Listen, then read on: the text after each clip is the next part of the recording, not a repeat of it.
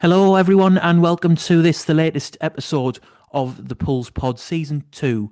Joining me this week, we have two first-time participants in Ed Parkinson and Martin Corner, both of the Hartlepool United Supporters Trust, both board members. Martin, you've only been with the Trust for just under a month now on the board, and Ed, a long-time member of the board, and he assists with comms as well. Gentlemen, how are we both today?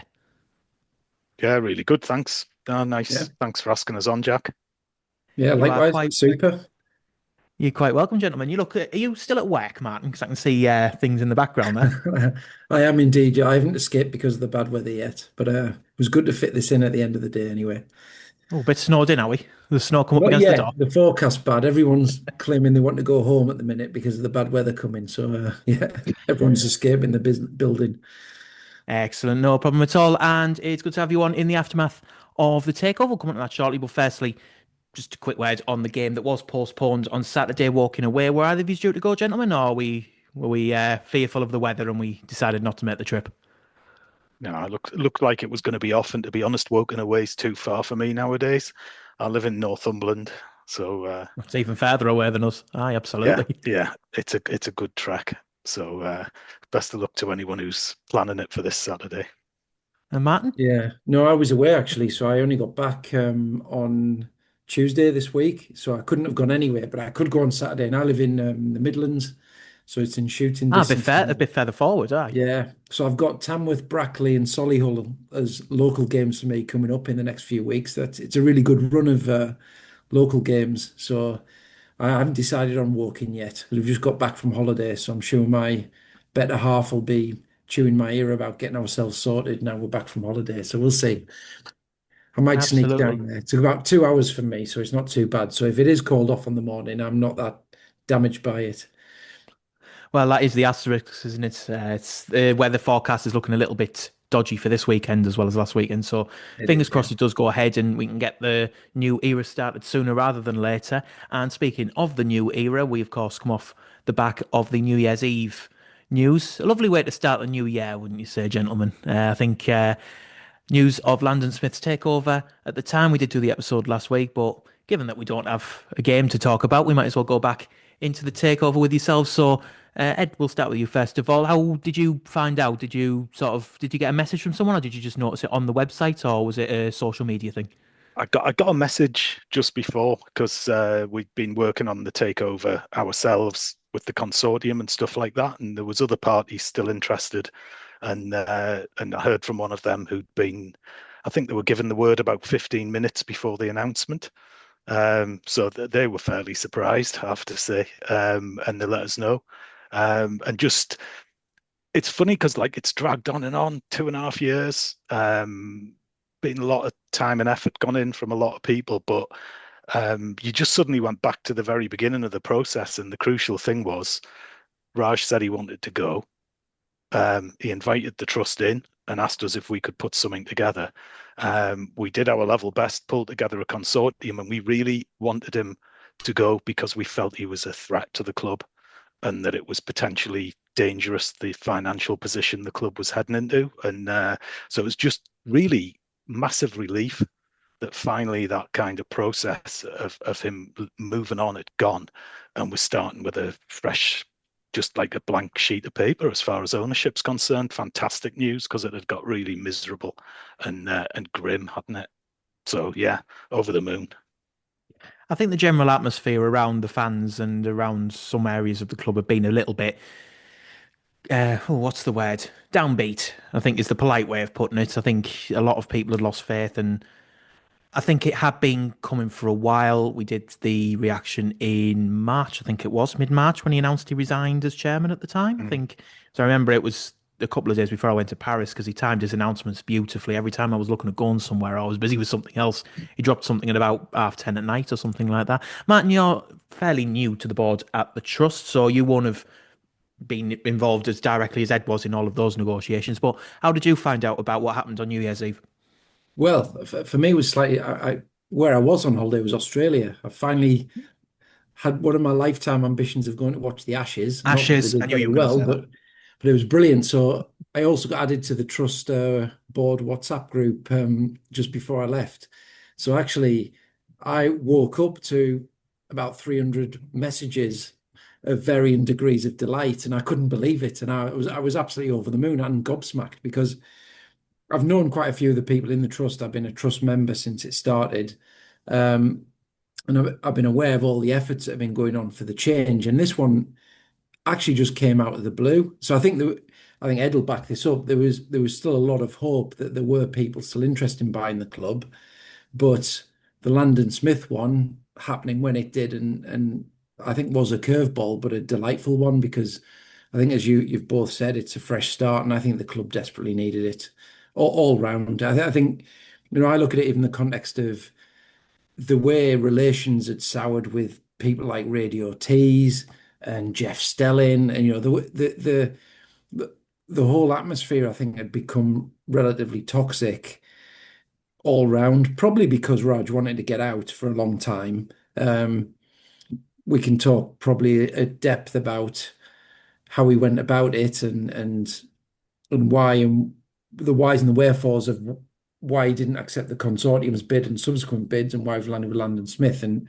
that'll come out in due course. But I think it just reached a point where it desperately needed to happen, and I do agree the whole atmosphere at the club's has changed already, and will change further overnight. And if we can professionalize things, rebuild bridging relationships, and actually connect the club with the community again. I mean, I'm a big believer that football clubs and particularly lower league football clubs, it's as much about the club being a part of the community and an identity than anything else. And there's not much that puts Hartlepool on the map these days, but what does put us on the map is Saturday afternoons, Tuesday nights, we're on national TV, our results on national TV. And I just think it's so important. And I was worried, and this has nothing to do with me being a trust board member now. Prior to that, if you look at the history and you look at the finances at the club, I could only see it going one way long term. It wasn't sustainable. So for me, this fresh start has just changed everything. Mm. Absolutely. And results this season have been a little bit hit and miss, but the results 24 hours or less than 24 hours, I should say, before that announcement came at Rochdale. Were either of you at the game just before I go on? No, I had family commitments. Yeah, no, well, I was in Australia, so I wasn't as well. I need to remember that you were in Australia because every Yeah, time I yeah, ask this, the response is that you were in just over Australia. Aye. Christmas, just over Christmas. Yeah, I was going to say it's a little bit of a hop, skip, and a jump to get back to Rochdale and back to Yeah. Australia, isn't it? Yeah. But yeah, so going on to the Rochdale game, obviously, it was an excellent performance, an excellent result. Do you think potentially that there was an inkling in the air at that point? Because it does seem like a bit of a coincidence, doesn't it, that the best performance of the season, arguably, came less than 24 hours before a takeover was announced that no one knew about. It seems a bit conspiracy, but it just seems a little bit odd to me, I'm especially given that it was the league leaders as well. I'm not convinced about that. I've seen a few people have kind of said, "Hang on, did the players know? Were they all playing out their skins for the new owner and that sort of thing?" And to be honest, I think things just clicked and we played far better than I can't remember a performance as good as the first half. I mean, I did watch it on the telly, and I, it was kept extremely quiet. The whole thing was kept extremely quiet, and I can hand on heart say that one of the other parties who was interested literally was astonished to hear the news quarter of an hour before the official announcement, and for them not to have got a leak from somewhere, I honestly think that means there wasn't any leaks. I genuinely don't think people inside the club knew, because I because don't one think there th- were one many thing I people have inside the learned club. is pools league like a sieve. It's one of the things. If you were talking about a new era of professionalism, um, yeah, not so many leaks would be quite positive in some ways. And I honestly think if news of that had been circulating around and the players had heard about it, it would have got out, and we would have all known. Maybe not in time for the Rochdale match, but like immediately afterwards, with everybody being at the stadium and stuff like that. So I don't think they knew. I think it was just a lot of things fell right. You had Reece McNally back inadvertently with Jack Hunter getting injured, and he got on, and he's a cracking player. No Yeah, he's, criticism of he's a Jack class Hunter at act, all isn't there, he? but he McNally's a fantastic player, and Sharman had one of his better games. I mean, he's always a real physical, positive presence, isn't he?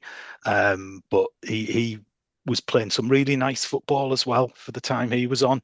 And yeah, and plus they had a couple of injuries. Not mentioning any names, obviously, but No, no.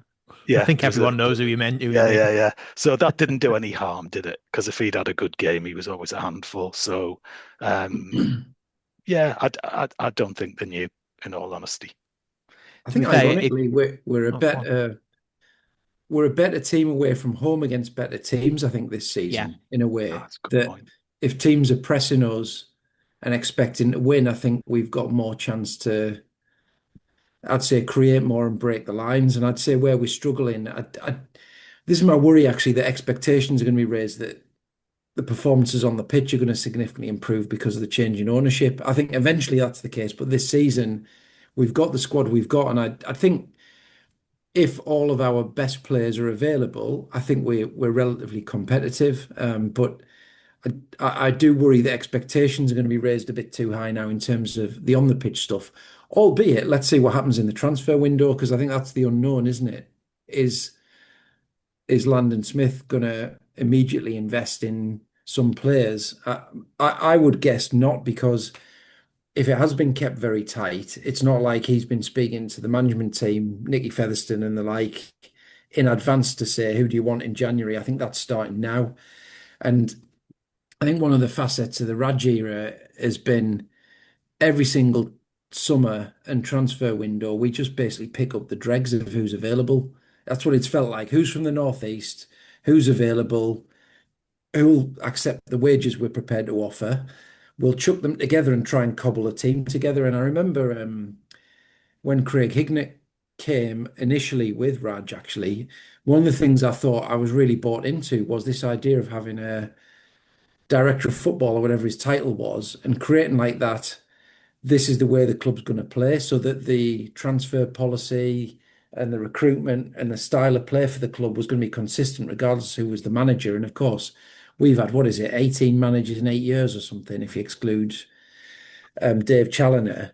And that churn, as well as the sort of shambolic recruitment policy, means we haven't really had an identity as a team, and it almost has been ripped up and started again every season. But I do think there's a foundation there, and I think at the start of the season, I think certainly was it Cloughie or the old guys used to say you build the team from the back. I think if our first choice defenders are all fit, including the likes of McNally, I think there's quite a solid base there. I do worry a bit about creativity up front, but yeah, we'll see. I think the Rochdale result, I do think was a bit of a freak, but I hope I'm wrong and maybe something has clicked and we can sustain that level of performance. But I do think when, let's call it, the lesser teams come to the Vic and get behind the ball, I think we're lacking a bit of creativity to break them down, particularly unless we start to change the way we play. And at the end of the day, Nicky Featherstone was a fantastic footballer, wasn't he? He was a creative footballer. He played pass and move football, and that I think will be a better way for us to play moving forward with the players we've got. So who knows? Well, absolutely. I mean, if you're going back to Australia, looking at how the Ashes progressed, I think Bulls have been a little bit like England in the sense that when the pressure's off them, they tend to Yeah, perform a lot better. yeah, Like again, if you look at England, for example, in the fifth test, stayed up to watch it yesterday, recording this on Thursday afternoon. But once it looked like England were going to lose that test, all of a sudden they started taking some catches and balling better. I think you yeah, could say the same about Pools in that if they're going to a side where they're expected to lose, they might not play sparkling football because they may not be capable of that against the standard of team that they're playing, but they do tend to be playing better against the better sides, and they've done that yeah, for a very long time. To be fair, you look at FA Cup ties down the years where we've played a team that should be beating us, certainly at home, and we find a result or we find a performance to at least give us some credibility. And if you look at the teams below us in the league at home, we've drawn so many of those games, certainly over the last 18 months or so. It does become a bit of a trend at that point. I mean, you mentioned about potential signings as well. We'll come into the open letter a bit later on, but he's mentioned that he's not written off the season, which is a good thing to hear because I appreciate that. If we don't get playoffs, no one's going to go mental because at the end of the day, it's a transition period now yeah. with the ownership. But we've still got till March to sign players. There's still plenty of time Yeah, to sign these players. And I think there was a few press conferences at Maiden Castle earlier on where Nicky Featherstone spoke, and there were a few words exchanged, and he mentioned that it's that sort of implication that once the transfer window shuts for EFL clubs, there'll be players who will want to go on loan to get minutes. There'll be players who will be out of contract who will need to sign with a National League club, and that's where Pools may look to get a bargain or may look to get a good quality player for this level. It's not necessarily the worst idea in the world, but totally, Jack. Well, two or three Reyes Cleary type loan players would at quite that. easily see us bounce into the playoffs. And Yeah. once you're in the playoffs, who knows? And yeah, I think you're right. We shouldn't give up on the season. No, absolutely not. I mean, Ed, is there anywhere in particular? Because I've said things about this on social media in the week, but is there anything sort of position wise that you would look at specifically first or even second, just to bolster the squad a little bit? Because I feel that the squad depth in particular in certain positions is a bit of a concern, really. I think I mean, everybody always says, "Oh, we need a second striker." I mean, I'm not entirely convinced that we necessarily need a second striker. And anyway, they don't grow on trees. To the but where are you going to pick up a cracking striker on loan in January? If they were good, to be honest, nobody wants to lend you them. Sure. So you're going to struggle a little bit. I'm not saying it's impossible, but you're going to struggle to do that. So maybe I'd like to see some strengthening in midfield. I Yeah, think we need more mobility in midfield and more creativity, and maybe yeah, start playing read the right balls. I mean, there's other people coming back. Oliver will make a difference, I think, when he comes back. But it, I honestly felt a lot of the time we're playing in the wrong way for the people we've got as well. It's a bit like we're still trying to play as if we had Manny. You know what I mean? Like, oh well, we'll hit him with the ball. It's not Reed's game, is mm, it at all? He's a player. He scored a lot last season, and I mean, I've only looked at the clips and stuff, but I mean, they were struggling, and he was getting balls into space behind defenses to run yeah, onto. And when we've seen him get that on the odd occasion, he can do a job. He can definitely finish. And so I wonder if maybe strengthening midfield, the sort of offensive side of midfield, whether they're wide players or central players, we could maybe do with a bit more than that, because we do tend to. It's good to avoid getting beaten, but we've got a quite solid defence, and then we're quite often protecting it with two defensive midfield players for the bulk of the match. yeah. I mean, realistically, it doesn't give you a lot of options going forward. And if you are going to play with a lone forward, you've got to have people bombing on past them. So I'd love to see some quality players. I'd tell you the loan signing that comes to mind, obviously, Reyes Cleary was lovely to watch when we had him, but I would be very I, th- lucky to get I, th- another one of I them for the think I second think half. there's more chance of Raj Singh retaking control of the club than Don't say Reyes that. Cleary But coming back. I'm not suggesting we'd get him back, but maybe somebody similar. But I think more realistically, a Dan Kemp would Mm, do for me. yeah, Somebody just a more mobile, younger midfield player who can really string some passes together and get up and down the pitch, I think would improve our midfield. Again, it's not like a massive criticism of the players we've got. It's more to do with the shape that we play in a lot of the time, which I think I often think we often chat like watching pools, sit there and watch and just go, we need to make a change, but then who'd you bring on? yeah. So The it's that squad depth depth's thing you not were there, is saying. it? Where is it? I mean, I think Miley can do it. Quite a big fan of Miley as a footballer, and I actually think Yeah. if you look at the way he tries to pass the ball, he does try and do those like slide rule passes into Mm. ahead of people's feet so they can run onto it. And I just wonder if we're utilizing him most effectively in the way the shape's set up. But again, I'd argue he might be more effective than Adam Campbell further up as like that knitting midfielder. But I think the legs and the mobility behind is a problem. And I really like Sharon. He's a good, honest footballer, but it, he's not as creative as some of the other players. And I think we have got a set of very similar defensive-minded sort of workman-like players and not enough creativity. But again, it's very hard to get that quality footballer, and I think the loan system probably is the best way. an up and coming, highly talented midfield player. It's a good shout at Dan Kemp. I mean, he was outstanding, and Mm. again, he's gone on to do very well higher up in the EFL, hasn't he? Then, Top of League One and with you could see Stevenage. it at the time. Aye. He had the talent, didn't he, and the desire. Yeah, that performance against Grimsby, that was like Oh, That was phenomenal, outstanding. that was wasn't just fantastic. That was one of the best. I mean, it was a dreadful season, wasn't it? So no wonder it stands out. But that was just lovely to be there.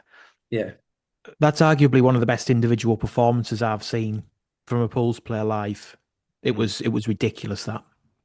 I think it's up there with if you remember we won 5-2 at Morecambe once and Nathan Thomas played out of his skin that day. He Mm. got applauded Just off, he got unplayable. subbed off and got applauded by all sides of the ground. It was that good a performance. I think Dan Kemp's was unreal. It was I think as you say, I think it might be sort of heightened by the fact that the rest of the season was diabolical. Yeah, But but it was such a good day that. Good it was Friday at excellent. Grimsby, 4-1. You don't get much better than that, really. The the Even only if you're having thing a I would good season. the only thing that I think like comes to mind about all this is it sounds terrible, but it's just back to your playing budgets. yeah, Yeah. You can make loan signings and they can be other people's cast-offs where they're literally just thinking, I'd rather not pay their wages until the contract's finished. Yeah. Let's get them off the books if we can. Or you can sign up and coming players where teams higher up the pyramid think we want to give them a decent run out. And if you've got a way of playing and you can say to those clubs, this is how we play, this is how we train, this is the quality of our setup. Um, Give us your young player, and they're going to come away with experience of playing in the right way, and they're going to come and also like to be honest, yes, and we can cover the whole of their wages, or we can cover 60% of their wages. But if you're out with the begging bowl, so I'm hoping that might be the experience we have. I'm not expecting. I wouldn't expect Landon Smith to start making major signings and spending No, a no. fortune. But if you can just inject something into the playing budget, so you can start to say, yeah, we can afford to spend.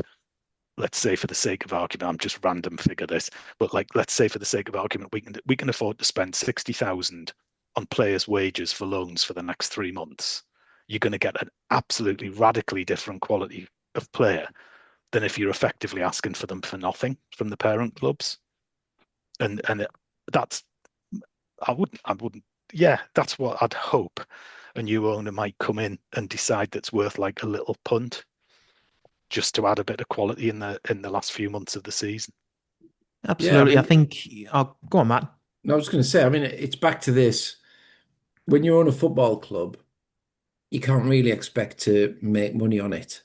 And it's the thing of, well, how much money have you got to speculate to accumulate? Because if we do go up, isn't it about 750 grand you get from the EFL? Yeah, that's part of a million when you include other Yeah. perks.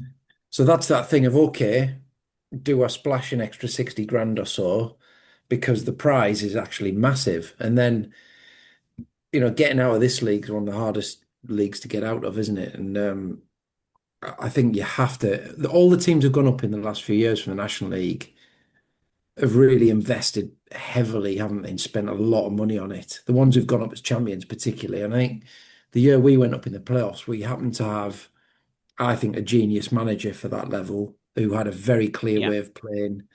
Um, and he got the best out of pretty much every player at his disposal for a period of time, and we were great to watch. But generally, you know, Wrexham, Chesterfield, Notts County, all these teams in recent years have had a massive playing budget, and it's no coincidence they're the ones who've gone up.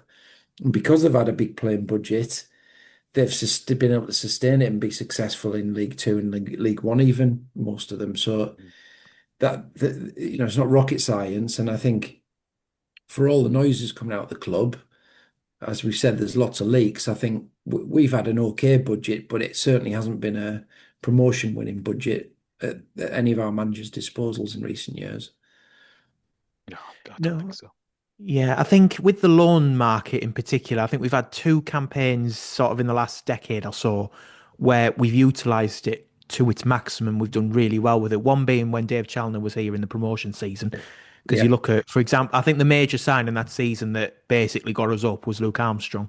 because Yeah. before that we weren't bad by any stretch, but we weren't really, we were a bit middling. I think it's fair to say. As soon as we signed Luke Armstrong and went to two up front, that basically clicked everything.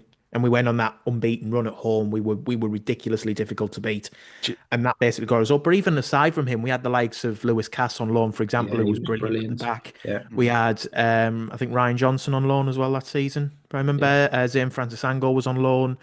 There were quite a few loan signings. There were a couple of striker signings at the end, like Richie Bennett, for example, who weren't here for too long but made an impact. And then the other one being Ronnie Moore in the Great Escape season. You got Tishy Bowler in on loan. You got Jordan Hugel on loan, which is the most ridiculous loan signing we've ever had, by the way. Yeah. Other than Jan Ove Pedersen, I'll give you that one because that's Champions League level. But we should never have had Jordan Hugel. I don't understand how we even got him. I know he was coming back from injury, but he was so far above our level, it was ridiculous. yeah, It fair was it was comment. obscene. I'll tell you what, though, one thing, Jack, that's worth considering. Like, can't remember where it was. I went to see Craig Hignett talking at an event. Like, I can't remember, sometime in the last 6 months or so, and he was saying about kind of the number of opportunities we've had to sign decent players that we've had on loan, and it's important because you sometimes it is purely the wage. When you look at Luke Armstrong, Yeah. he would have come to Pools. Yeah. His family's in the area. He would have Yeah. come to Pools. It was a question of were we prepared to pay him enough, and we didn't even make him an offer that Craig Hignett was comfortable repeating to him. It was that bad, and then we ended up taking him on loan. It saved us. I'm not sure what the exact amounts were, but it probably saved us hundreds or maybe 1,000 or something a week for the time he was here. But we ended up with no player to sell or keep or build a team around. Yeah. And I remember when he said that, I was like, oh, that's where you look at your playing budget and your approach to it. That I'm not paying anyone that much money, rather than that could make a massive difference to what happens to us this season and for the next Yeah. two if we get him on a contract. Yeah. And also we would get money for him. And that is one of the things that I find very frustrating about how we've been in the last few years. Totally agree, Ed. You know, could Well, have had there was really good money for Joe Gray, and we ended up yeah. getting virtually nothing. Yeah. And it was a very penny pinching approach Was that to keep fee him ever because he's cheap. revealed, by the way? Sorry? Was that fee ever revealed? The Um, compensation? do you know? I'm not sure if it was confirmed. I saw something saying the compensation was 60,000, but Which I is don't That remember that it being feels very officially low. confirmed. yeah, it does, yeah. Well, there was Graham Lee did an interview,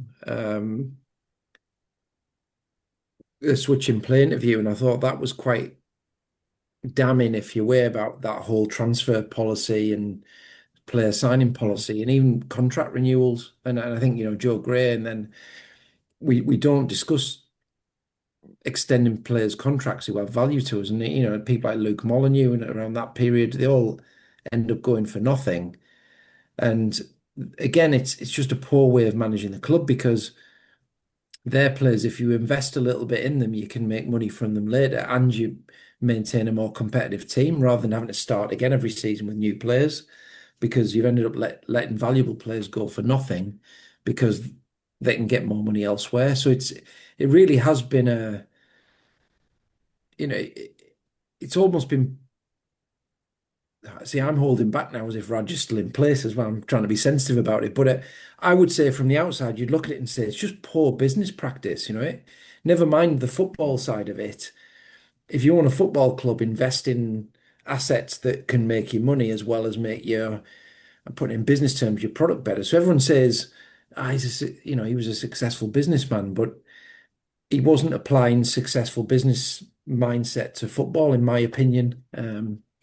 And I think you can see it on the pitch. And I can only repeat what Graham Lee said. He was the manager, and he said they weren't prepared to offer players contracts. Then he thought he'd got something agreed, and then the rug was pulled from under him when it came to actually getting the player's signature, and the money was taken away. So all those things where you're not creating a solid base, and you know, successful football clubs ultimately have players need to be happy, they need to feel wanted, and they need to feel like they've got security in a club. And I think Mm, all of our successful teams we've had in the past, you look at the IOR era, there were a lot of players who stayed at the club for a long time because I guess we were prepared to pay good players what they were worth, and the results of that were outstanding. And I know it's a little bit further back in time, but some of the quality of the players we brought in at that time were mm. phenomenal, actually. Yeah. Um, It's but funny you say that, Martin, because this is a weird one to come out with, but I used to get my hair cut by Mark Tinkler's wife, which I found out completely yeah, accidentally. I was getting my hair cut, and she said, "What are you doing this afternoon?" And I said, "Oh, I'm off down to pools, down to Hartlepool yeah, to watch pools." And she said, "Oh, my husband plays for pools." And I was like, "All right, does he?" And she said, "Mark Tinkler." And the first thing that I said to her was like, "Why did Tinks come to pools?" Because he was like a yeah, Rolls yeah. Royce of a footballer Oh, it was compared outstanding. to Yeah, what we'd been used to. It's a fantastic player, I thought. And she said, "Do you know, he went for a look around the club, and he'd been at Leeds as a kid, and he was used to kind of very high standards when he yeah, was a young footballer, and he'd gradually moved down the pyramid, if you like, but he had that basis of being a proper club where things were done professionally." And she said, obviously, it helped that he was from the area, and it was a chance to move home, because I think he was at Southend before yeah. Pools, and It at the was, time yeah, they were, I think they were first division. But anyway, he was at Southend, but you've got the cost of living and whether he liked the area and all that. So he was up for a move. But she said he went up, and the setup that he was shown reminded him of when he was at Leeds as a kid, mm, and that was worth more than money, because he just felt this is a properly run club. It's yeah, going to be stable. I get the feeling the manager's going to actually do what he says. The manager's going to be here for a while. It's things like you've got a decent bus. You get nice food at lunchtime. It yeah, sounds daft, but if you're used to high professional standards, being offered those standards, even though the club might not be the biggest, is influential, and yeah. it makes the better players want to come and then stay. And yeah. That's a great point that I'm hoping we see with Landon Smith actually. That if you think of IOR is, I guess Ken Hodcroft was, I'm going to professionalize the club in all the ways you've just said, Ed, and run it like a professional outfit that you can be proud of. We'll bring our clients there. They'll see a really well-run club, but you've got to then get good football people in to run the football side of it. And I'm really hoping that's what we see come out of the change of ownership now, where we actually start to run the club with professionals and business people on the sort of business side of the club, and arguably somebody like Hignett go back to what I thought was actually a good intention from Raj Singh when he took over, is have a proper football director of football person with good credentials and good contacts in the game and have that consistency. Because I think we've seen the ground is in a state of disrepair. The lots of noises about the structure in the club, and things have been run on a shoestring because I guess they've been trying to save money, and that all goes together and I think creates a feeling of something that's in decline. So I'm really hopeful that, yes, it's nice that there's been a lot of volunteers who've been helping on the pitch and painting things and all sorts, but actually a professionally run business wouldn't need to get volunteers to do those things. They'd set the club up properly like IUR did. And that's really what I'm hoping comes out of the new setup with Landon Smith. Mm. Well, absolutely. I mean, we mentioned the open letter earlier on, just to run through a couple of bits that stand out. I mean, you've mentioned there about employing the right people. He does say in one of the paragraphs about his approach, he says it'll be to work methodically towards delivering sustained progress on and off the pitch, guided by sound governance, which sounds very promising, doesn't it? Because sound Yeah. governance implies that, the right people, guided by people who know football, who know English football in particular Yeah. as well. So that is, you know, that comes back to what you were saying about the right people. It does go on to say as well, meaningful engagement with supporters and the right football and commercial structures. Engagement with supporters is something that has been a bone of contention for quite a long time. I think it's fair to say. I think there was a fan index, wasn't there, at some point recently where we Mm. were ranked something like, 120th or something, like something Yeah, daft, the Think stupidly fan, low. I think it's Yeah. called, isn't it? Yeah, wasn't it like the only clubs that were below us were Morecambe and Sheffield Wednesday or something like that? And Yeah. obviously you look at the state they were in at the time. So it's been something that has rankled fans for a very long time, and I think with good reason. But this is a very good letter. It's a good start. And again, his statement last week as well was a good opening point. I know it was just a short statement then, but to come out with this afterwards, there's more stuff there that we can go through. Initial assessment and work is already underway, and in time that will help shape the foundations of a club that I hope the town and its supporters can be proud of for many years to come. He says he's already begun listening and learning about what it means to supporters. He's committed to spending further time engaging and listening.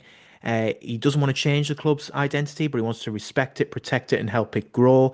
There's a lot of things there. He's looking forward. Sorry, he's spoken to Jeff Stelling at the time as well to see if they can welcome him back in. Mm. It feels like everything that Raj has done that people didn't like, he's then put down on paper, reversed it, and said, "This is what I'm going to do differently," Yeah. which is very, very clever. And it speaks volumes about someone who's coming in. There's two ways that this can go. Either it's all complete hot air and we're going to be sat here in 6 months, like holding our hands in despair. I don't think that's going to happen. The second one is that he is genuine about what he wants for the club, which is fantastic because if that's the case, even if we don't go up for another 5 years, at least there's someone there who wants to help the club and wants to progress it in the right manner. If we're competing in the top seven for the next 5 years and we can't quite make that step, it may not be because of polls, it may just be because of the league system and how difficult it is to get out of this league. But as long as we're competing at the right end of the table and we've got an owner who is listening to the fans, Mm. he has the right people around him, they're making good decisions, it's not really something that fans can complain about, Martin. No, I think it's interesting that the first thing that struck me about that letter is just the professionalism of it. It's Mm, it's quite clear that that's been worked on by professionals who think about communications and what needs absolutely. doing. That's not an off the cuff, I'm feeling cross, I'm going to send one of my statements out. And it's not, um, I'm just going to beat my chest and show off about it and make daft promises. Anyone who's old enough to remember George Reynolds, it's like the contrast is stark. There's no Premier League in 5 years there, is there? I And always enjoy it when I drive past the White Elephant. but it shouldn't take too much pleasure in the problems of other clubs. But obviously, yeah. Um, No, we but wouldn't. it is extremely professional and thought through, and it does say all the right things because they've taken the time and they've got the expertise to work out what the right things to say are. Now, and you pick them out, and you sort of think, yeah, he wants meaningful engagement, and that's like brilliant news, I think, from the point of view of the supporters trust, but also other supporters organisations, because he says he wants to listen. Brilliant. We're here to give supporters a voice and to try to communicate what supporters want and to try to make sure that clubs, even though individuals can buy them or consortiums can buy them, they should listen. It is our club. We're the people who will be here generation after generation. We're the people who will be here good or bad. We can't take a huff and walk out because we don't like a result because it's our club, and we that deserves to be listened to. And it's great that we're looking at an owner who's thinking, I need to say that needs to be in there. Meaningful engagement needs to be in there because that's true. Supporters are the lifeblood of the club, and they need to be listened to. And well, I mean, will he says himself, like, judge me on my deeds, not just the words, because the words are comparatively easy. But I mean, let's be honest, we're used to the words all being dreadful. So um, seeing something that's well put together is fantastic news. And you look through the other stuff in there. You mentioned he talks about sustainability. Um, I'm hoping he means going out and getting investment by building partnerships. Let's hope he means finding like people in the community who are stakeholders who can put some money in and help with the budget. Because we know from what we saw of the books, pools are effectively, I'm not sure we ever got a completely clear picture of the books, but pools are effectively going to be losing 500,000 a year most years. You can then factor in cup runs and stuff. A bad year, we might lose more. A good year, we might pick up. But unless we get back into the Football League, those are the losses you're looking at. And the first thing the business people we worked with talked about was, where do we get the sponsorships? Where do we get the partners, the long-term stakeholders who will invest alongside us, who will build alongside us, and will kind of not just, there's a one-off hit of money for a name on a shirt. They'll actually become part of the fabric of the club and invest that money long term. And I hope when he talks about sustainability, he's not just talking about a kind of buzzword. I hope what he means is to have those like deep roots in the town and the business community around it. That means you get sponsorship because people are proud of the thing. And you look at the contrast. I mean, we've had prestige written on everything because no one else wanted Yeah, anything to do with it. yeah. You It's beat me to shocking. it It's there, not. mate. It's not sponsorship if you sponsor yourself. You might as No. well have had Hartlepool United as the sponsor of Hartlepool United. I mean, you're meant to bring something to the club as a sponsor. But the other thing is, and sorry, I'm on a rant here because I've been No, that's thinking all about right. this loads. Absolutely. But you, you, when I say you're meant to bring something, it might be that your business isn't massive and what you can bring is 10 grand. It might be that you run the nuclear power station and you can bring a lot more. But either way, what you actually want as a football club is you want them to bring their expertise as well. You want them to bring like their knowledge of the community and their knowledge of what needs doing and what can help with marketing or whatever. All the different things that you can learn from having like a group mind.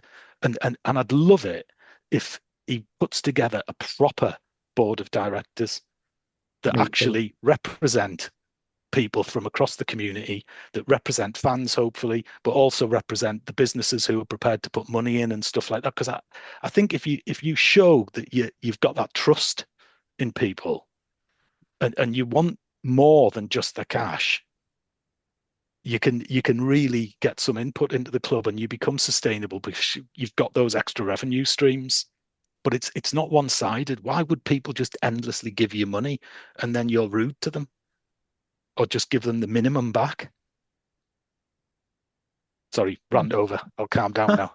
Absolutely, it's what this is for. People speaking and the passion on display for the club. You did mention about sustainability. It is a key word in quite a lot of the statement. He says that central to the aim of trying to establish us at the Football League is a financially strong and sustainable pools. He talks about growing commercial revenue and partnerships that ultimately support investment in football facilities and people. He mentions player development and youth pathways, which I've always said on the podcast is extremely important for any club, let alone pools, for multiple reasons. Pools women and girls are also there as well, which is a nice name check to see because it includes everyone in it, not just the men's team. So that's excellent to hear as well.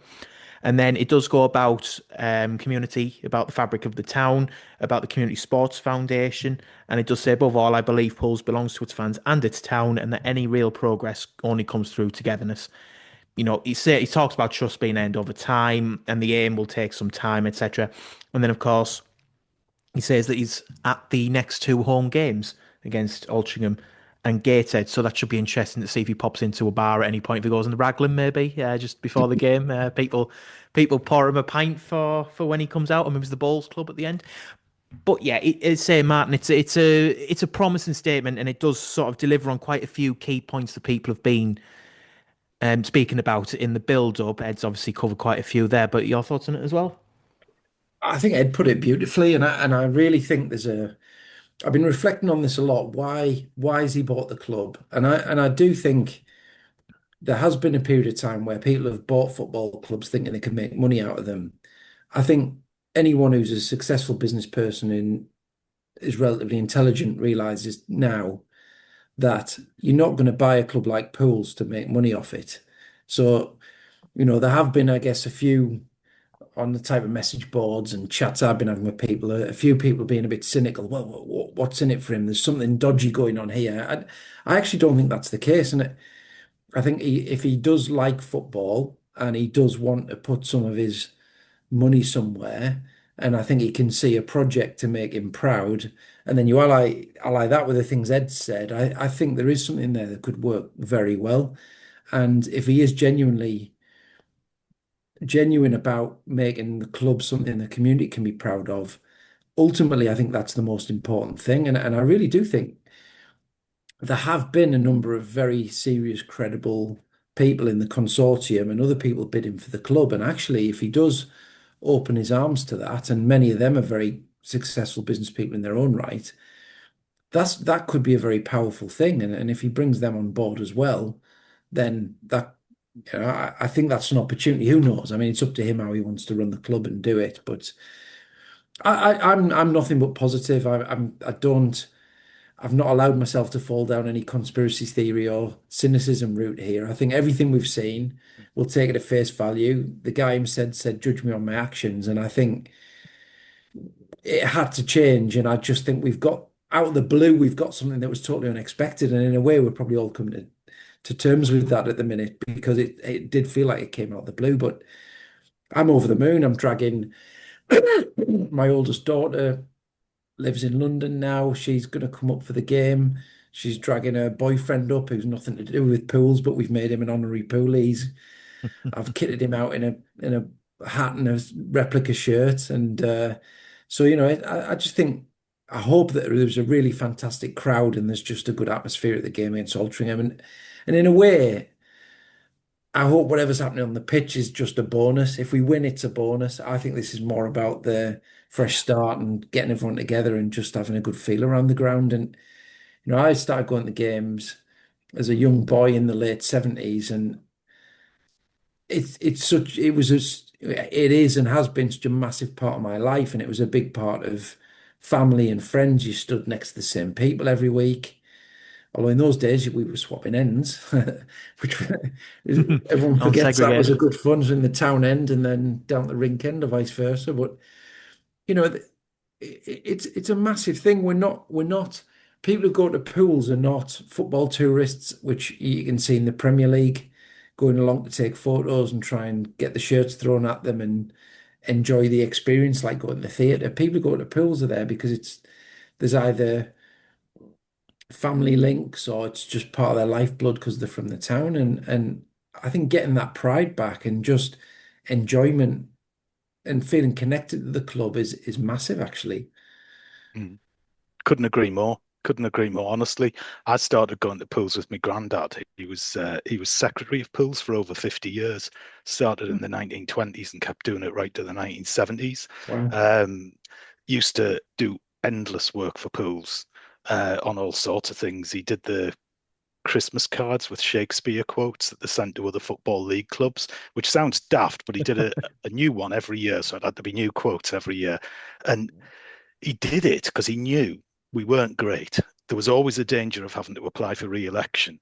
And he wanted to make sure there was something about pools that the big clubs remembered because the big clubs had one vote each. And he wanted to make sure that he knew everybody he could in the world of football, and he had something to have a chat with them about. And they knew how important it was. And it's funny, like the number of times recently I've sat at pools and I've thought to myself how ashamed he would be Yeah. of the stuff that goes on with the club. The pure, I mean, pools never had money, but the kind of like rudeness and unprofessionalism, and when you see Yeah. stories saying things like we haven't replied to letters from the Football League and from the FA on That disciplinary was that matters, was and we're like, unbelievable. That. oh, I haven't Yeah. written back, and you kind of like stuff like that. It's heartbreaking, and I'm so looking forward to the 17th because I think it's going to be the first time for a long time that I've gone to pools without that kind of feeling of like, oh, it's not like it used to. It's not as good. It's not. It doesn't feel quite like it should anymore. It's going to be going back 100%. back to pools. And that's even though I've been going the whole time. Do you see what I mean? It's going to Yeah. be back to proper pools. And the thing that I just like would love if it happened, because I can't remember it happening recently, is that thing that you get at pools where, because it's not football tourists, it's not part-time fans, it's everybody in the ground is a hardcore pools fan, generally speaking. And Yeah. that thing you get, it's not so much chance, it's that thing you get when just a noise gets going and the whole ground is starting to really roar pools on. And I've got a feeling we're going to get a noise like that before kickoff, because that's how happy people are that we're getting a fresh start. Yeah. I think the ground is going to be absolutely rocking before the players are even out on the pitch. And that is like, I'm hugely excited about it, seriously, because Pools fans want to, they want to enjoy the match. They want to like let rip and support the team. And it's been about people being divided and I mean, like that bloody vote in the summer and things like that, where it's purely designed to set people off against each other. And yeah, it's going to be fantastic to be back in the ground with everybody in the ground being happy to be in the ground and looking forward and looking to the future and thinking this could be brilliant again. And when I say brilliant as a Pools fan, I mean we might get promoted at some point. We might re-establish ourselves as a football league club. Who knows? Maybe we could go into League One and be flirting with the playoffs in there again in the long term. But I mean, I don't mean a Wrexham. I don't want to do a Wrexham. Don't want the club to be sold to Hollywood and just become a kind of financial plaything for Netflix. I'm happy enough. That's nothing anti-American, by the way. I'm happy enough to have an owner from wherever, who's just wants to methodically build the club and get it right and get it into the right sort of club. That'll do me nicely. And I think most Pools fans, whether they're in the supporters trust or not, would be more than happy to do their bit to help with that process. Premier League 2035. Don't Well, say you it. wouldn't say Don't you say wouldn't it, say Jack. no, would you? But you know what I No, mean. no. I'm just thinking, like, having started watching Pools in the '70s in that wooden stand on the Clarence Road side. Yeah, Yeah, the one that I mean, it's unbelievable, isn't it? You started watching football in a stand that was built to replace Zeppelin damage. Absolutely. It's ridiculous when you think about it. But it was condemned in the end, wasn't it, as a fire hazard as yeah, Yes, well? yeah. absolutely. And then we I mean, you wait for a promotion into the 1990s. Yeah. It's not like we're fed on a diet of endless success at Pools, is it? I mean, IOR, there was more of it, but even then, there was three. Was it three playoff campaigns under Chris Turner before we finally went up? Yeah. I Yes. think it was, if I remember Was rightly. it two or three? So it might have been two I, th failed I ones, and think I I think the Yeah. think third I one think did it the was trick. three because well, I had There was Tommy Miller Darlow. on and he took part in two, and I'm pretty Mm, sure Yeah, it we then got got beat to the by third one Darlow, after I he think, left. Turner's first. Then Cheltenham when we lost on penalties.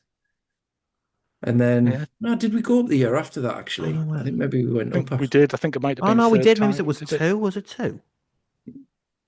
Missed out Trying to twice think and then of. went up. We had a playoff failure in League One under Neil Cooper before we had the playoff Yeah, that was final the Bristol. year That was after. Bristol City. Mm, Yeah, oh God, that was awful. I mean, That was there was horrific. nothing. I mean, we played so well that game, and then by the end, I think Mickey Barron had gone off, and people were hobbling about, and Oh, it was just one of playoffs those for where you, just innit? we'd given everything we had and we just yeah, couldn't go any we further. were It the was better it was team, awful. and then we got blooming hemmed in the away end by their fans on the pitch as well, which was a bit sickening. It was rather than celebrating, they decided to come and goad us as we were locked in Yeah. and disconsolate after losing They to them. lost in the final, though, didn't they, Bristol City? Did they Yeah, lose they to did. Brighton, Yeah, I think? Brighton yeah, were a good side.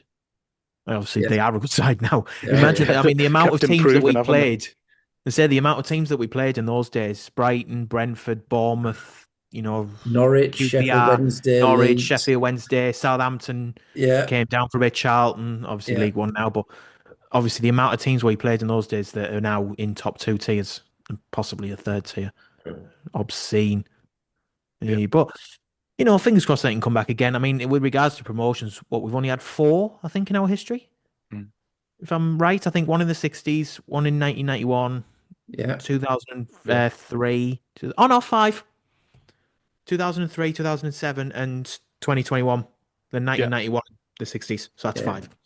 I have To to be say fair, I the didn't think there was as many as 91, that. the 91 promotion for me was probably the biggest of all of them in a way because it was the first in my lifetime. And obviously we'd been crap for the majority of me supporting them. And I was, what was I, 91? 16 going on 17. And it was amazing. And I remember running on the pitch at the end, jumping over the wall at the rink end, and it was bedlam, and people were just grown men were crying, and yeah, that was phenomenal because that almost came from nowhere. You know, I think We'd been 87. so bad, hadn't we, this season? I Yeah, mean, we almost got relegated into non-league, and the then lad I sit with at pools now, Phil, he came with me and my mate Ian. I lived in Newcastle at the time, yeah, and he came down with us from Newcastle. He's from South Shields, and he came with us because he wanted to go to a last pools match, like before they went out of the league. He'd yeah, never been, and he said it's one of the grounds weird. I don't know why I've never been to pools. I want to come and just like see them before they go out the league because it was so obvious we were going out of the league yeah. that previous season to the promotion. It was like, Oh, there was some shocking game. I mean, we were just getting battered, and we he got came beat down. 6-0 at home to Doncaster, one of those games. I remember That that. was it was horrific, and he came down with us, and he's actually had a season ticket ever since. See, there you go. People He's get had a hooked. season ticket every year since. And he I mean he loves it, and it's weird though because he only came because it was so obvious we wouldn't be in the football league Yeah. anymore, The best and team I then ever next year watched. we went up. Yeah, we did with a It's great team. That phenomenal. was a superb team, mine. I mean, Paul Dalton, Joe Allen, Paul Baker, Brian Honor, Rob McKinnon, Mick Smith, and Monty McPhail at the back, Keith Nobbs. I mean, they were Yeah, good players for that level, and it was great. But the best pools team I've ever seen, I mean, it's an obvious one, is the playoff final season. I mean, what a team that. I mean, you mentioned Mark Tinkler, but Boyd and Porter up front that season is probably the best I've ever seen yeah, they were at unbelievable. pools. And yeah, it'd be nice to get anything near that back at some point. But yeah, I mean, what was that? So Boyd and Porter front, Richie Humphreys, Tony Sweeney, Mark Effiam Williams. Tinkler. Effiam Williams was playing like That front right three, wing, almost, wasn't he? pretty much, fit Boydie, them that in. season's the best I've ever seen, mind of pools. Oh, it Like was outrageous. some of the stuff That he did, he got 29 goals, and I think he had the highest number of assists in the league as well that season. And he then was Kevin something Scott else. left him on after he smashed his knee up for 15 minutes and made it even worse. And Uh, he and it ruined his career, that actually. Sorry, Kevin Scott, Martin Scott, Scotty. That Yeah, ruined Boydie's career. I think he was destined to be a very good championship player, and he was yeah, never he was fast. tiny. So He I was think possibly just lacked a tiny bit of pace to play he at the did. very top level, but he had all the Yeah. skill for an Ah, absolute top level incredible player. footballer. And then that injury took whatever pace he had off him, and Mm, then he was never the same, was he? no, but yeah, well, I mean, and to be fair, it's funny that because the discussion that's going on, I can point to a special where I can talk about all three time periods because I had Brian Honor, I've had Joel Porter, and I've had Tommy Miller. So that covers Yeah. all three of those little time periods that Oh, that Tommy you've been Miller was discussing there. superb as well. Oh, that is brilliant, brilliant chat as well. So, anyone who's listening, the three specials are there as well. But yeah, it was outstanding. Brian Honor's got some very good stuff about the likes of Knowles and Murray and the squad there as well. And then Joel Porter. Joel Porter mentioned about Martin Scott as well, by the way, because of that incident where Neil Cooper basically just dropped and left because of the Yeah, falling out that he had at the yeah, end of the season. And Porter said that, Martin Scott had just been, as the assistant, he'd been fairly, not pally as such, but he was genial. yeah. A nice person to be yeah, around, etc. Apparently, as soon as he took over, not necessarily at the very end of the season, but like going into the next season when he was made permanent, his whole demeanor just changed completely. Yeah, you could Like he see then it. became very hard lines and he was very, Yeah, yeah, militant, if you like, and he was it's strange how things change just sort of on a dime like that, as the Americans would say. Hello, Landon, if you listen. yeah. The But power went to his head. yeah, but what was that? The power went to his head, I think. Quite possibly, but I mean, it was just a strange one, must have really, because I been. mean, To be fair, it must have been a nightmare to follow Coops, mustn't it? Yeah, I yeah, mean, like, because any of the former players, when you talk to them, they just say like that was just like a lovely period of Yeah, coming to absolutely. work. Yeah, I You know mean, what I I mean? It don't was think just a anyone will great ever have a club bad to word play to say at. about Neil Cooper. He No. was, You know, that's the thing, isn't it? Like, it's easy for us all to forget. Like, being a footballer is going to work. And if you get an environment where it's all run right, it's like a nice place to work, you're properly supported. I Yeah, mean, there's different ways of doing 100%. it. Not everybody can be a Neil Cooper. But if you can go to somewhere that's properly managed, properly looked after, everybody's pulling together, you've got the right sort of like ethos about the place, and everybody's committed, and that's everybody. You know, what I mean, like in the organization, not just the players and the playing squad, but everybody in the organization is pulling together. It's an easy place to go to work, and it's an easy place to be your best. And I was talking to somebody who's a qualified coach who watches pools, who's a pools fan, and he was saying that the phrase he was using was, "How many tens do we have on the pitch?" And by a ten, he just means somebody who is playing to 10 out of 10 to their potential. They're given everything they've got, and they're playing as well as they possibly can in every match. And he was saying we haven't got many tens. Now, he wasn't looking to blame individual players. What he was saying is the setup's not right for people to be Yeah, tens. And I think, yeah, we look back on these good times when the club was, I mean, you use the word great by pool standards, yeah, yeah, and like when the club was great, when you love to go and you love to watch it, and everything's going in the right direction, and they're the times where the club was run right, and no owner can come in and guarantee that everything's going to be good.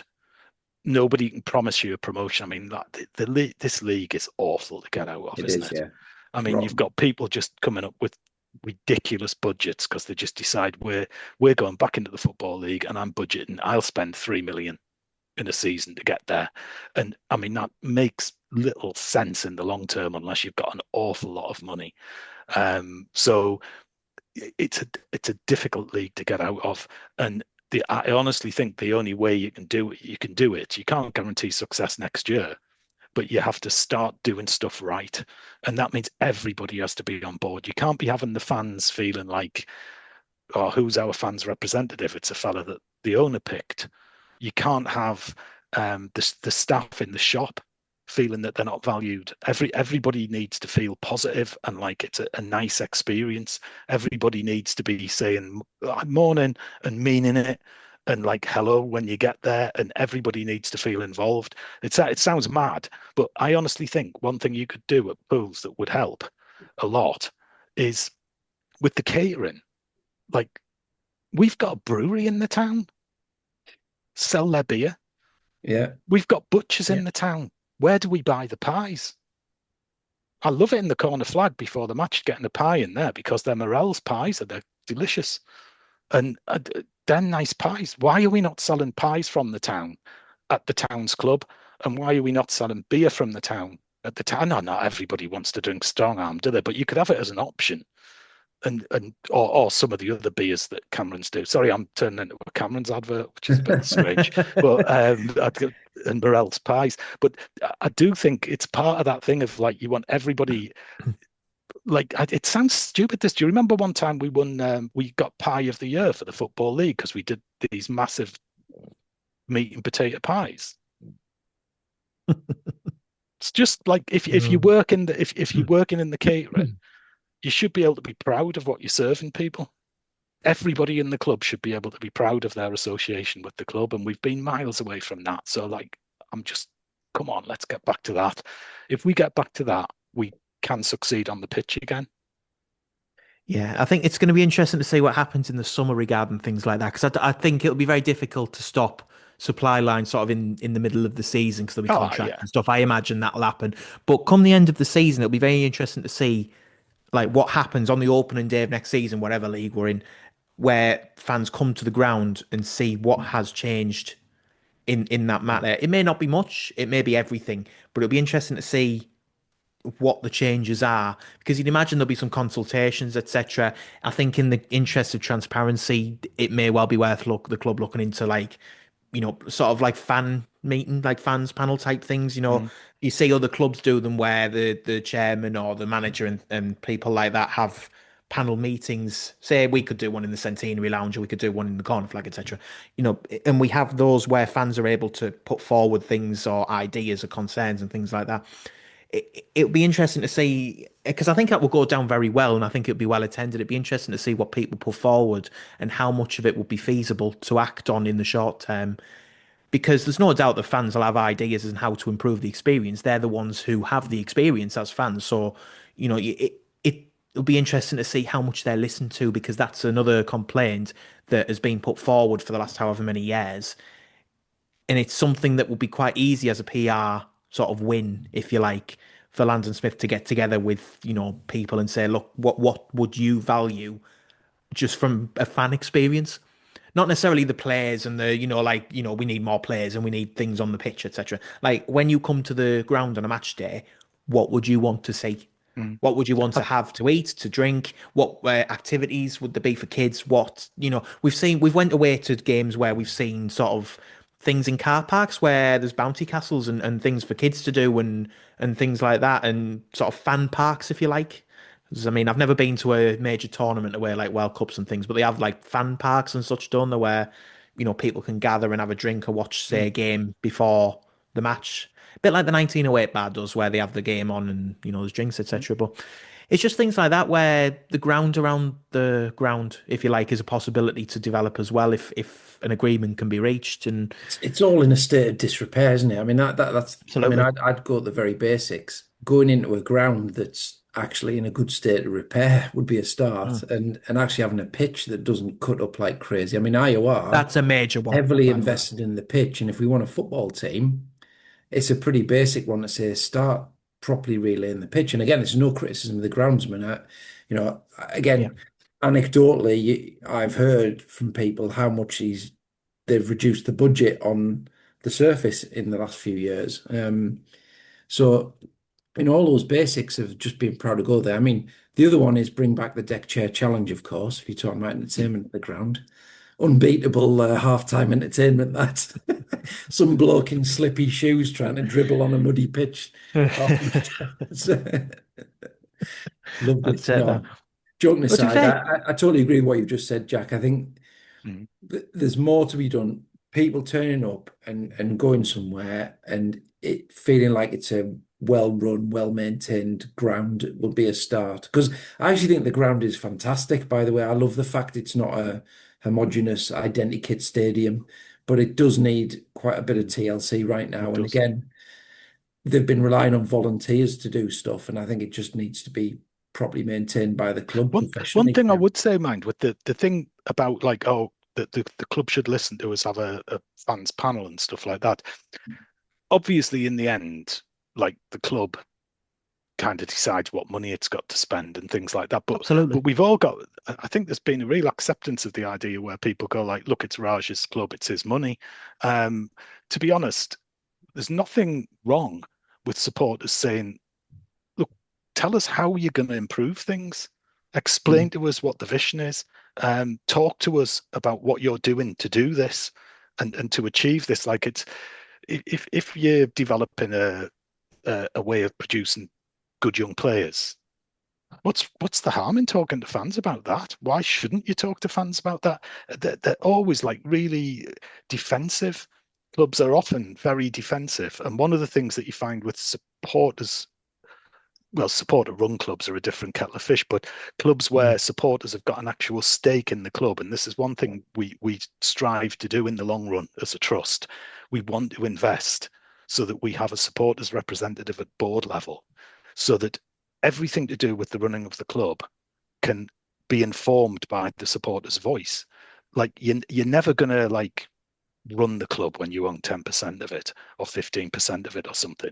That doesn't make you the dominant one. It doesn't mean that the person who owns the big stake doesn't ultimately make the decisions, but it does give you a kind of unignorable seat at the table to make sure that supporters' views are heard, and that you've got supporters being able to listen to what is being said.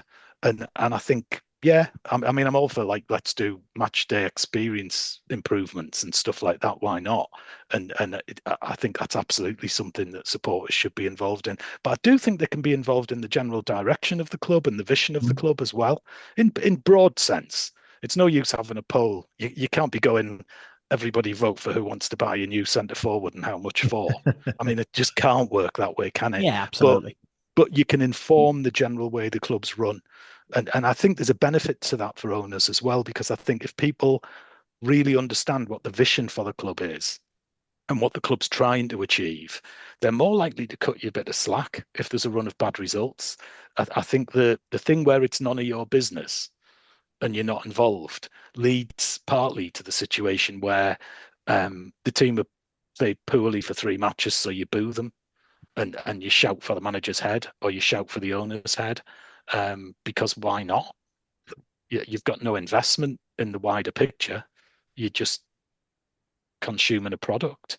So I think there's real benefits to involve fans in almost every area of a club without, yeah, I mean, you can't be having people going, I know how much is in this player's bank account and things like that.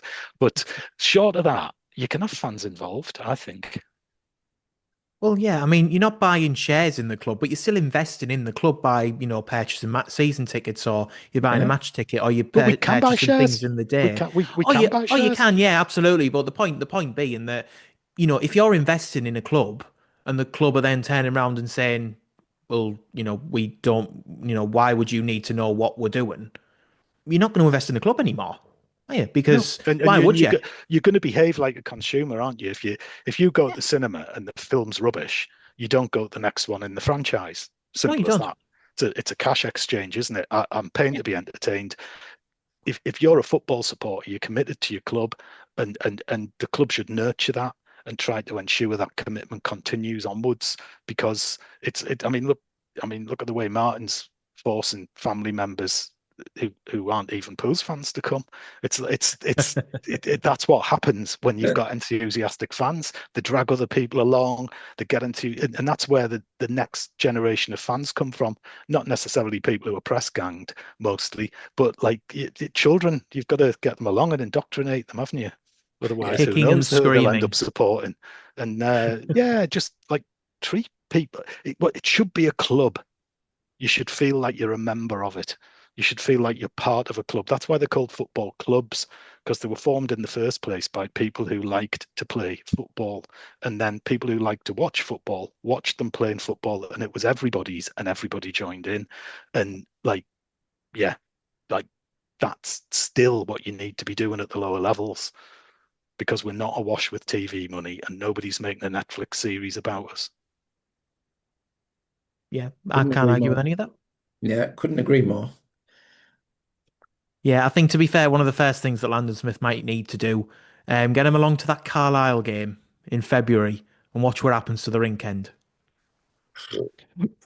Especially Yeah. if the score. You're gonna need to start putting in like replacing the seats with like metal backed, bolted in seats just to make sure that you can. Because I think the rink end is one of the things as well, isn't it? I think there's a lot of I don't know if it's structural things or there are certain bits of it that can't be used. I don't know if that's because of the Carlisle fans or if that's just because the stand is in disrepair. I But that might think be something that they need to look at. Yeah, I got the impression it's just the seats in there that would be broken if they came into any close contact with somebody who was overexcited.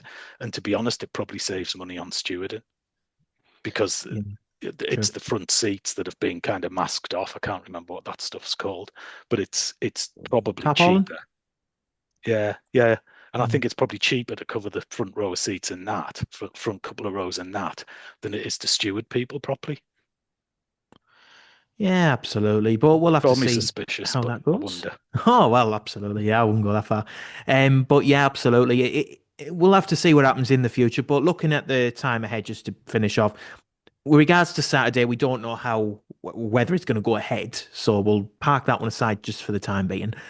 But looking ahead to further on in the month, we've got the two home games. We've got an away trip to Brackley, and believe we're at home to Aldershot, if I remember rightly, on the 31st. So just as a sort of kick-off for the new era, if you like, do you see a positive bump from that? Do you see things sort of progressing to a point where even if it's the same squad, that can use this momentum, particularly with three of those games being at home, with hopefully an inflated crowd that are right behind them. And I think you'll probably agree as well that when Pools score, whether they score first or if, say, they're 2-0 down, they get one back, I don't think there's anything like it where a crowd gets behind the players as much as they do when Pools score. Because I think Pools are one of the most confidence-based teams that I think I've ever seen, where when they score, they look as though they're unbeatable. Like they look as though they're going to score again and again and again. So I think with a bigger crowd behind them, potentially, this month could go very, very well for Pools. I don't know if that's the general vibe, maybe. I'd hope so, wouldn't you? Flying Yeah. start against Aldringham with a big crowd. I know there'll be people saying, "Oh, Pools always let you down when it's a big crowd," Yeah. but yeah, maybe not. So I hope not. Beat Altrincham, and the feel good is going to be there among the players, isn't it, on Tuesday night for the Gateshead match? And Gateshead are looking eminently beatable at the minute. They So are, but to put an asterisk to that, they've just re-employed Rob Elliott, haven't they? So now they're going to turn yeah, into so Brazil. yeah, Yeah, but I they're mean, you going can to. never be sure, can you, in football? But I think it gives us a chance, and the momentum's really important, isn't it? Mm. And atmosphere and like how people feel. And so if you can get things feeling good again, um, maybe it depends whether we get a couple of results in the first two or three matches, but a couple of decent results, people feeling better again. Um, we might sneak the playoffs even without strengthening the squad. I've felt, in all honesty, since the beginning of the season that the squad's it's too shallow, and you do get injuries. And unfortunately, I feel the most likely outcome without strengthening the squad a bit is we'll just miss out on the playoffs. I think our squad is essentially a mid-table National League squad at the minute. And so probably you need to bring a couple of good players in. I was interested to see Nicky Featherstone this afternoon, I think, had said in an interview that, like, yeah, you sometimes pick up the better players from League Two when the Yeah. window closes back end of January. And so what that suggests to me is that thoughts are on recruits at some point in January. Maybe a couple of them would help. Yeah.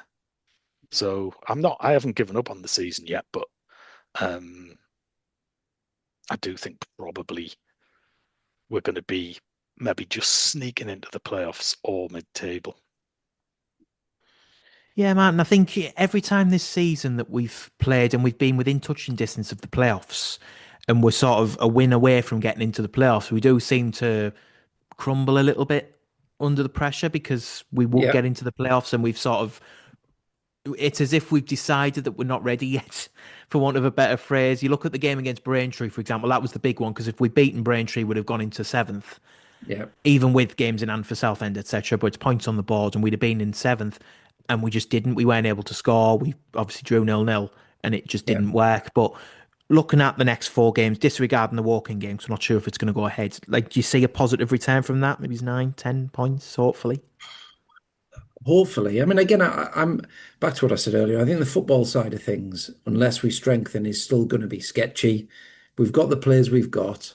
I do agree with Ed that a good atmosphere in the ground will be a big factor because I do think some of those home games, it's very flat now inside the ground. And Pools is a funny place really because I think when the fans are positive, it's a brilliant place to play football, but we can switch to the negative. The Millhouse Mourners has been a long-term phrase of abusing our own players is something that unfortunately we've got a bit of a knack for. And I think there's fans like that at all clubs, obviously. And I've really felt that, you watch some of the games, there was I'm trying to remember which game it was. Somebody scored. This is my old memory now. And almost started arguing with somebody in the town end who'd been giving him some stick 10 minutes before, and I think if we can turn some positivity there so the players feel confident, we might turn some results around. But I think if I talk with my head, I think we are just that top mid-table, not quite in the playoffs. But again, a couple of smart bits of recruitment, a bit of momentum from this change, a bit of positivity. You never know. So I definitely haven't given up on the season. Prior to the change of ownership, I wouldn't have said we could make the playoffs. I think there's a chance now because I don't think we'd have invested anything in the squad, and I think the positivity around the club would have been, well, it would have been negativity still. So I think this has given us a chance, but I think this is we've got to go for the ride for the rest of the season and allow the club to start to be built up, and then hopefully have a pre-season for next season where we're actually making signings that we've identified early in the pre-season, and we're prepared to pay decent wages for them, not just wait till cobbling, whoever's prepared to come to us at the back end of the transfer window, which is generally what's happened for the last few years. Mm. Well, let's hope for a better end to the season than certainly the start was, and New Year's Eve is the launch pad for something a little bit better for us all. Thank you very Yeah, much, gentlemen, for joining me. thank It's you. been a pleasure to have you on for the first time, and fingers crossed everything goes well for the trust as well as the club. And say be a long-term project, and hopefully. I think, correct me if I'm wrong, but the hope is that the trust doesn't actually have to get involved to the point where obviously takeovers and that become a thing because the trust is more of a safeguard, isn't it, rather than an active thing. I've got that right, haven't I? Yeah, I mean, we're there for a couple of reasons. One is give supporters a voice. And hopefully we've now got an owner who's happy to listen and doesn't just want to kind of like a little clique of followers telling him how great he is. Hopefully he's happy to listen, even if sometimes we're a bit critical. That would be like one major thing. Second thing is we would like to have a minor stake in the club. That's like because that's a great way of reinforcing the supporters' voice. And third thing is keep your club safe. Like Yeah, keep an eye on things and hopefully be there if we ever are caught in an emergency. And one thing I should add to that, one of the best things about being involved in the consortium and kind of keeping in touch with people afterwards has been that we now know that there are business people out there who would like to invest in pools, do care about the club, and would step in to save the club in an emergency. And I mean, I'm touching wood, like hopefully we're miles away from any need for an emergency and Landon Smith's tenure goes great and we're all going forward together. But if we, that is the other thing for trusts. And it is good to know that there's people who care about pools who would put in money at a push. It does make you feel that, made me feel a little bit more secure during Raj's later days. I'm hoping I don't need to worry about that sort of thing and we can all relax about that sort of thing for a while. But yeah, that is the other reason we're there, just in case.